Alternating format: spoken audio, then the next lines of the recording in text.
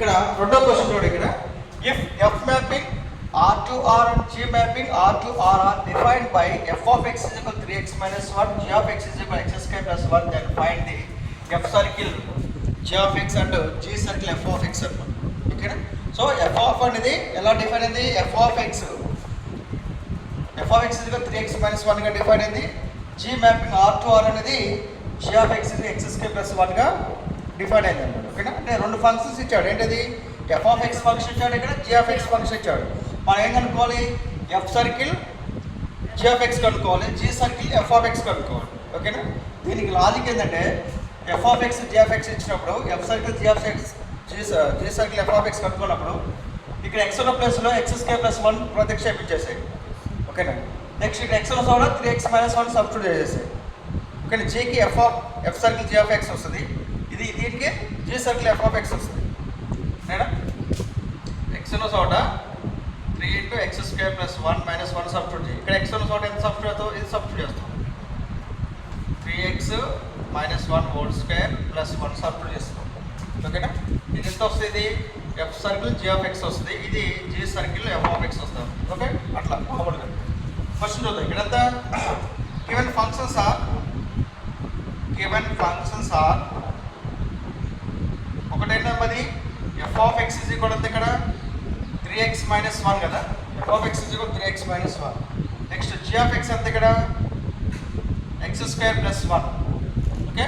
కనుక్కోవాల్సింది first f circle g of x కదా, f circle g of x కదా, f circle g of x కదా formula of తీసేసే f of g of x.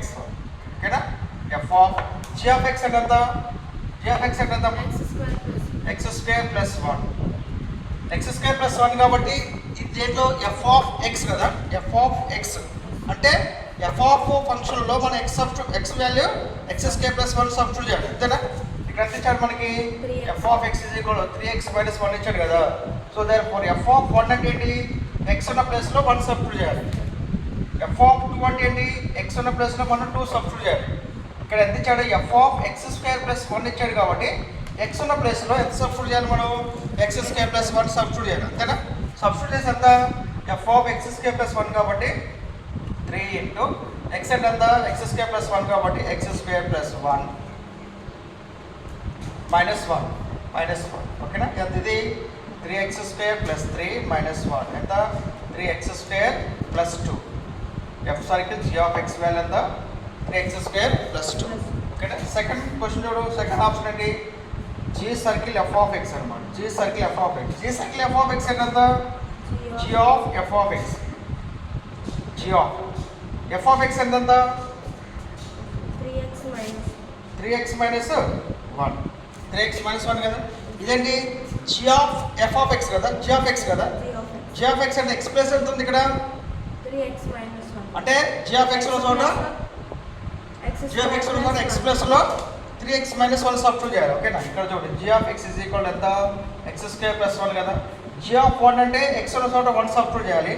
G of 2 అంటే X ఉన్న చోట 2 substitute చేయాలి. ఇక్కడ మనకెంత ఉంది? జీ ఆఫ్ 3x మైనస్ 1 ఉంది కాబట్టి ఎక్స్ ఉన్న చోట ఎంత సబ్స్టిట్యూట్ చేయాలి? 3x minus 1. సో సబ్స్టిట్యూట్ చేస్తే ఎంత? 3x minus 1 whole square plus 1 according to దీని ప్రకారం. ఓకేనా? X square plus 1 g of 3x minus 1 కాబట్టి ఎంత? ఇది 3x minus 1 whole square plus 1 అన్నమాట. ఓకే, ఎంత ఇది? 3x minus 1 whole square plus 1 ఎంత? ఇది a minus b whole square ఎంత? 3x whole square plus 1 square minus 2 into 3x into 1 plus 1 అంతేనా?